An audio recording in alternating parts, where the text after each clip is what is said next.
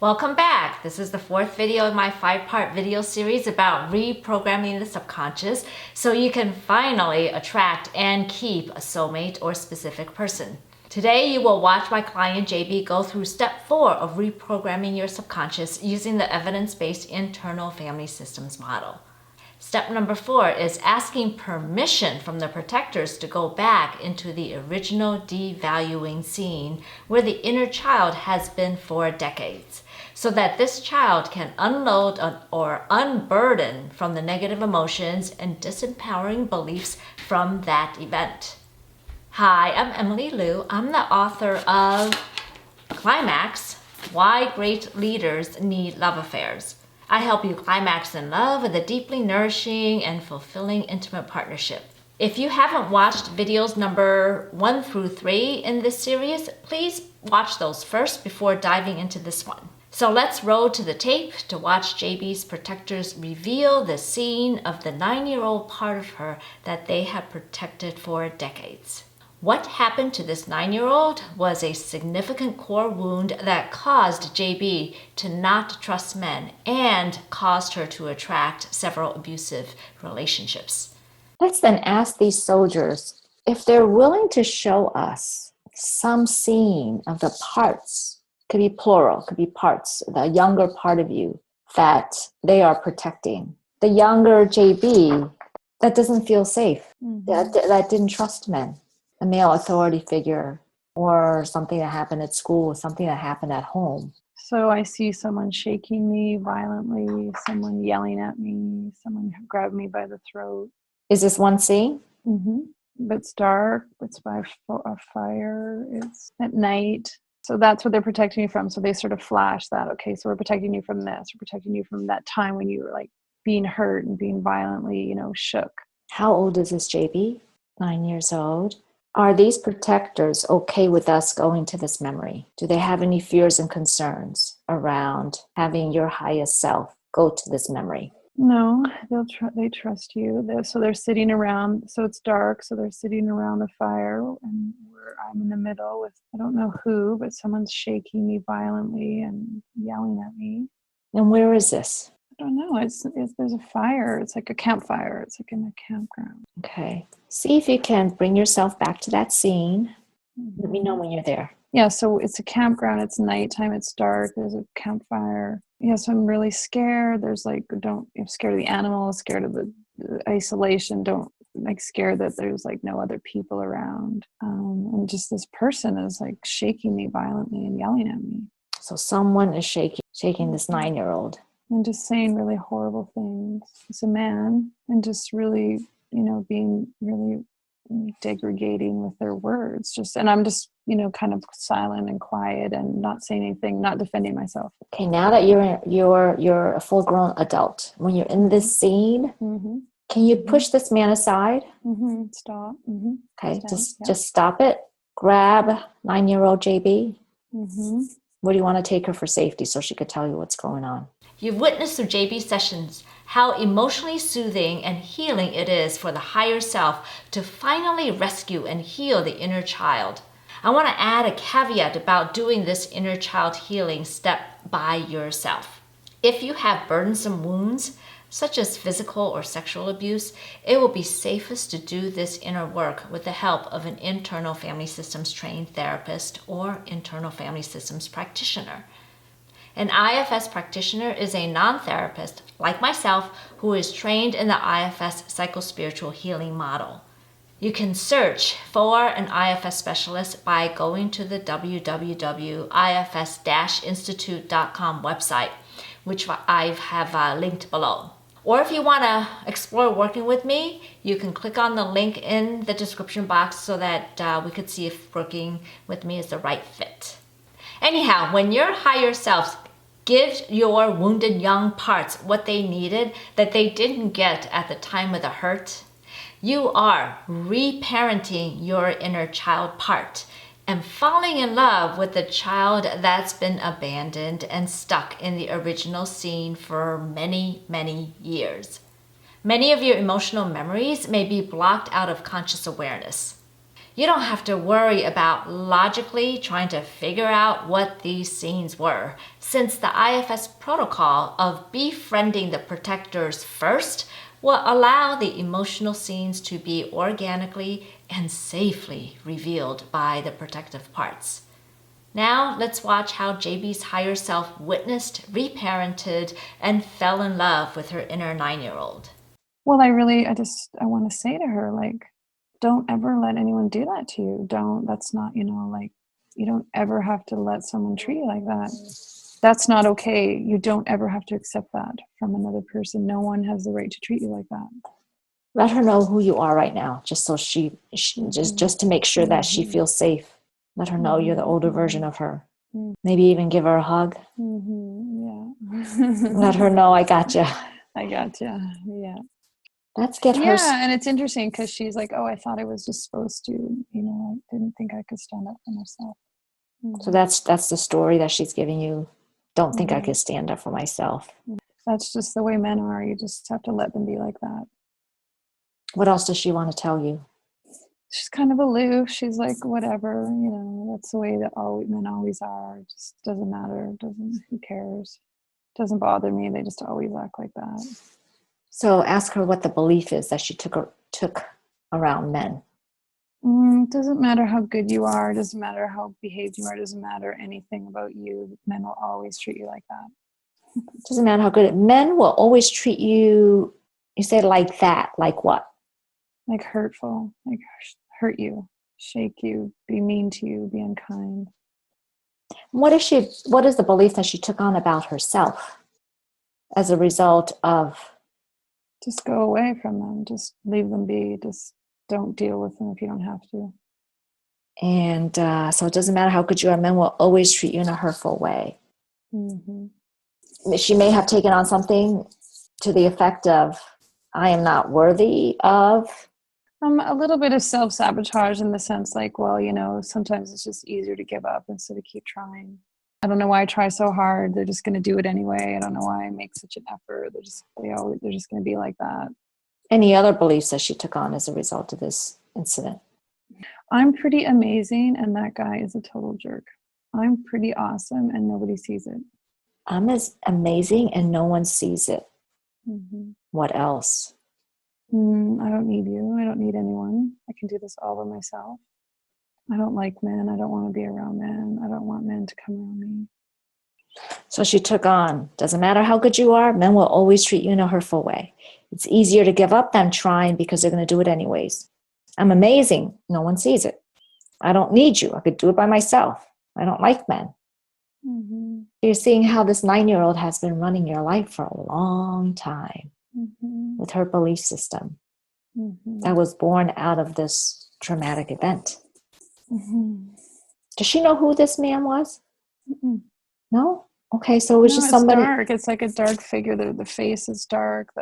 Everything from the shoulders up is dark. It's just like arms.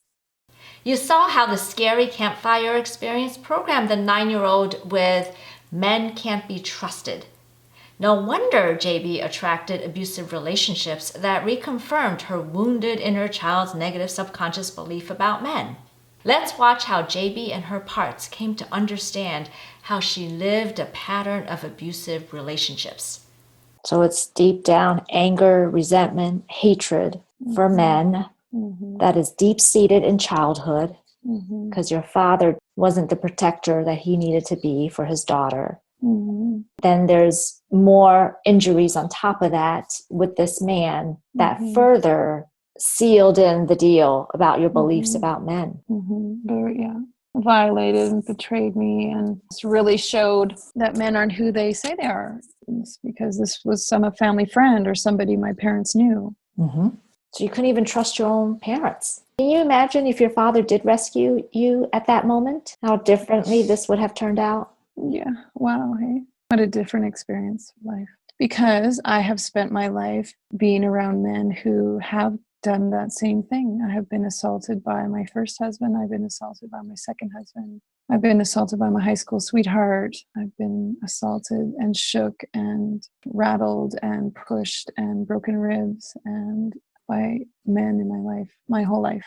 And now you see the source It's this 9-year-old with all of these negative beliefs about men and with also the beliefs about herself. No one needs to care for me. I don't have a right to be cared for. And so the energy of her unresolved burdens have been out to the world. Yeah, I must have deserved it. Healing from old wounds happens when you compassionately understand that hurt people hurt others. JB felt compassion for the people who hurt her because they didn't know how to treat her with kindness. At the moment intense experiences happen, whether positive or negative, neurons fire together and wire together. The IFS protocol allows the neurons that fire together, like during JB's scary campfire incident, to disentangle and release the original painful feelings. If you want to understand how neurons fire together during emotional events, you can watch New York Times bestselling author Dr. Joe Dispenza explain this concept in his TED Talk. And you can read about this in his best-selling book, Becoming Supernatural, which, by the way, has over 7,000 five-star Amazon reviews. The links to his TED Talk and books are provided below. Moving along. In the next clip, I guide JB to fire new neurons together as her higher self gave a loving corrective experience to the 9-year-old and positively reprogrammed her beliefs about men. Now let's see how JB was able to positively reframe the story that caused her bad patterns with attracting unavailable and emotionally abusive men. Now you see how it makes so much sense that the same pattern keeps getting repeated over and over again. And so you're energetically attracted to those men who are also broken, like your father, that doesn't treat women in the correct way, doesn't know how. So naturally, their energy is like, whoa, their energy is, the little girl inside of you is attracted to that familiar energy because they're reminding you of your father. Yes. And, even I will be so honest to say, like even my last relationship, I pushed that. I pushed and nagged and argued and pushed to get that result again, just so I could be right. Yes. So that the 9-year-old can say, see, we don't have a right. So we end up self-sabotaging. And that's because both parties are unconscious. It's not your former husband's fault. They're just as broken. So you're broken. You don't even know that through each other, you're trying to finish out your childhood through the ex-husbands because they had reminded you of the energy of your father. You were hoping that they would give you the love unconditionally that you never got from your father. My father just wasn't capable for all of his wounds and pain and his upbringing to be the kind of father that I needed or kind of man that I wanted him to be the stand-up man, to be the reliable man, to be the real man. That's a thing for me. I always say, like, real men pick up the luggage, real men, shovel the walk, real men take the hits, and they endure and stuff like that. So my father couldn't be that guy. So it's helping me understand that that's just, he wasn't capable of that. It wasn't that he was trying to swindle me. It's just that wasn't within his learning and his capacity. And he handled that situation the only way he knew how, because he was insecure and he was afraid and he didn't have the strength. Or the confidence or the self-worth. And it had nothing to do with me. His thing was that he couldn't maybe stand up to his friend because his friend was more powerful than him or had more money than him or was more influential than him. My dad's not a fighter and my dad's not a confrontational type of person. And, he didn't want to ruin the mood or he didn't want to let my mom down. And so there were so many things in the moment going on with my dad that he didn't know how to handle the situation. So it wasn't that he outwardly wanted me to be hurt. He just didn't know how to handle it. And it's not really necessarily a reflection of me or truthfully a reflection of all men. He is just one man with his own limitations. They're his. And probably if I were to ask him or just ask him right now, his answer would be he just didn't know how to handle it. He didn't know what to do. He didn't handle it as best he could. And he's sorry. Yeah, it's not his fault. None of us are taught these tools of relating at this deep level. Did you notice how JB had forgiven her dad for not showing up as the father she needed? Higher self JB explained to her parts how his unhealed brokenness and abandonment issues were in the way of being a great dad. No wonder JB's protectors went into extreme roles and had her not trust men. An important step to reprogramming your subconscious so that you can attract your soulmate or specific person is forgiving the people who have hurt you. Let's continue to see how JB reparents and positively reprograms the subconscious. And so, as your 9-year-old is hearing this reframe, how is she feeling? Yeah, I mean, a lot of compassion for my father. I'm very aware of, he was very brought up in a very unloving family, and, love, affectionate, or anything demonstrative wasn't really allowed in his home. So, loving me or comforting me or, physically supporting me is just not at all within his realm. So my 9-year-old can really understand, and, I can explain to her that, my dad just didn't have that capacity based on the trauma that he went through.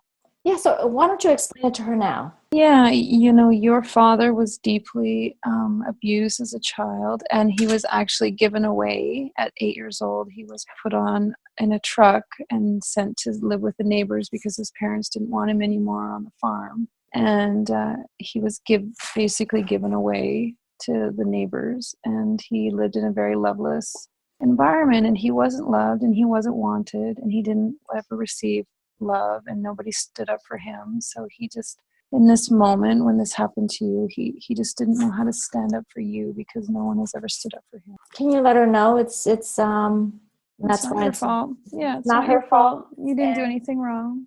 And let her know that you and her are going to forgive him.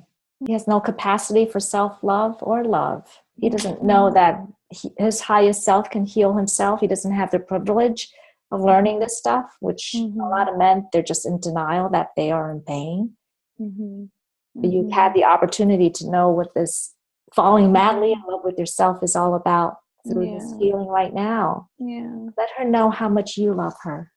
And I just asking her and I to hold hands and like take the darkness out of this whole scene and just fill it with yellow light and pink light. We love pink. So let's go to our favorite pink place, our pink land, and just fill it with joy and pink and happiness and transform this moment out of this darkness into the fun that we love to do. And so yes, we're skipping around and we're happy and we're laughing and we're in our pink land. Yeah, give her that big hug and say, I will always love you. And let her know that you deserve to be loved, and you deserve to be cared for, and you deserve to be cared about, and you are worthy of being cared for, and you are worthy of being treated beautifully, and you are worthy of someone loving you and honoring you and respecting you and being kind to you. How is she reacting to that?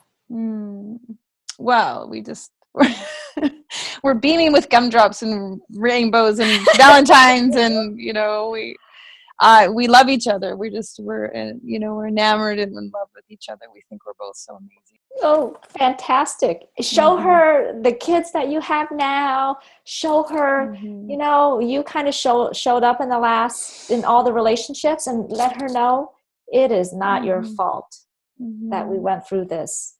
Tell her that you forgive her. Yeah.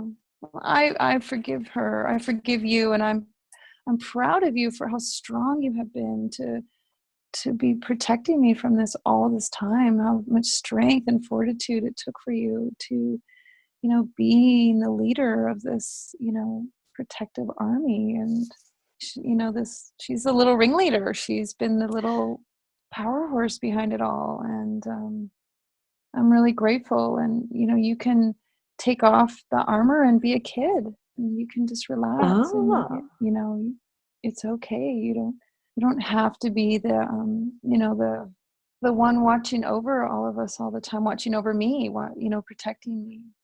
So you're saying to her, you could take off this armor and be a kid? Wow. What would that mean in terms of the way that she actually shows up now? Well, it's interesting. I mean, my imagination. So she's more like a kid up in the tower with an arrow that's, shooting all the suitors that even show up. She's like a total mercenary. That's so funny. Yeah. So I just said to her, like, you can take off those boy clothes and you can stop being so tough, and you can be a girl, and you can you know, it's interesting because ever since the scene at the campfire, she has like really straight, you know, butchy hair and like very boy-like, like, and very brown clothes and just, you know, very boyish. And so I'm saying to her, you know, like, you don't have to be that way. You can be a girl and you can, you know, relax, and you can, like, she's barefoot, like almost savage-ish. Yeah, like tell her to be, you can be a girl and you can play and you can love things and let your guard down and be pretty and not be so rough and not be so tough and not push everybody out of your way. I don't know anybody like that. So do you think that she was a major part then, holding you back from your true feminine essence? Yeah, definitely. Like not allowing me at all to be feminine, not allowing, like really having, you know, just the back, you know, the backstory of gruff and rough and mean and move out of my way. And, you know, I'm going to be tough and I'm going to just endure and not let my guard, and not be feminine and not be, yes, exactly. Not be soft and not be whimsical, pretty, and not, you know, like, I don't know, like just maybe be pretty, but be tough. Like, Be tough when you need to, maybe in your work. She shows up, you know, she did that masculine also balances out. But imagine what she can allow you to do in the bedroom. That you were yeah, very arrested development. Like she's, you know, flat chested and she's butchy, boyish. Like, I mean, 8-year-old is very, you know, androgynous, I guess is the word, you know, so letting her grow, like grow into being a girl. You don't have to be a tomboy. I was always a tomboy actually as a child. Okay. So don't have to be that tomboy. Yeah, and it's interesting because as a 40-year-old, you know, I am very feminine, and a lot of people, you know, joke around how feminine I am, but yet I'm so, like, they say, well, like you're a bit of, like, you're feisty, or you're totally not what you look like, or, you know, you act so much different than you come across. Or so I think I am trying to embody the feminine at this age, but like, well, who's really running the show is get out of my way, move out, I don't need you, don't talk to me. So do you have this desire to then fully like unleash the feminine stuff that you haven't even been able to unleash in the past in the bedroom? Yeah, like almost teaching her. Like I almost feel like that 9-year-old needs to be, you know, taught, like, take off your caveman clothes and let's cut your hair and let's give you a bath and let's make you pretty. Because, you know, being, for whatever reason, being that way for her was just almost like no one's going to notice me. You know, if I just blend in and be all brown, then, you know, I can just hide and people won't notice. Leave me alone. Yeah. Well, maybe she wants a trip to Victoria's Secrets or something instead. Right? Yeah, well, again, she just wants peace. Like there's a real sense of can I just stop having to be on patrol? Can I stop having to be on high alert? Can I just rest? Because she had taken on so many faulty beliefs about men and what you're worthy of. Yeah. Is there anything else that she wants to tell you? Well, it's interesting. She's like, yeah, I'm done with this, you know, tower that I've been in with this tiny little window and my arrows. Maybe I would like to come and be in the pink world where it's free and there's no castles.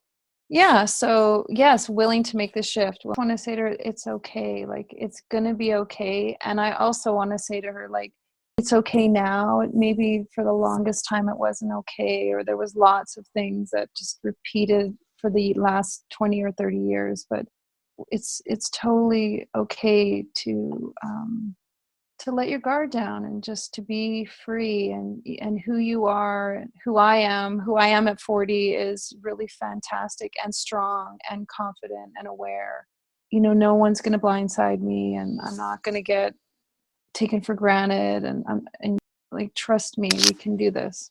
Yeah, it's almost like she's been holding me back from, you know, like really controlling my ability to trust anyone, because her 9-year-old naiveness or fear has just put like a whirlwind of fear. Well, because she couldn't trust, you know, it'll be okay now. We're safe. You can let our guard down because you're no longer stuck in that memory. Your father didn't rescue you. Because this 9-year-old's like, oh boy, if we get involved with these men, are they going to be the same way? Are we going to get beaten up? They're not even going to be there for us. right? And that's where all the fear is coming from. And that's where all of this, your thousands of soldiers have been infected. And this doesn't mean that these soldiers can need to go away for good. They could still, like you said, they could be behind you, to the side of you. You can seek their guidance when you are, ooh, that guy, maybe we'll explore him. What do you guys think of him? Okay, we're going to give him a chance. Well, it's interesting because in the beginning they were all brown and they all had like, leather and armor and just like Neanderthal, like very, caveman-y kind of soldiers, like very barbaric. Right. And then your recent comment, and it made me think of they all suddenly like had like, like color was showing up and they were all sort of evolving a little bit. And like, they were noticing the flowers and they were sort of like, somehow they were like all kind of evolving from Neanderthal. Cool. Upgrading. Maybe they could upgrade to be like, amazing, an army full of like beautiful regimented gold encrusted, like, ropes and like beautiful hats and feathers. And they could be like the 2017 version of an army that's all like fashion and fun and smart and witty and comes from a place where men are not Neanderthals, but men are, conscious and they speak and communicate.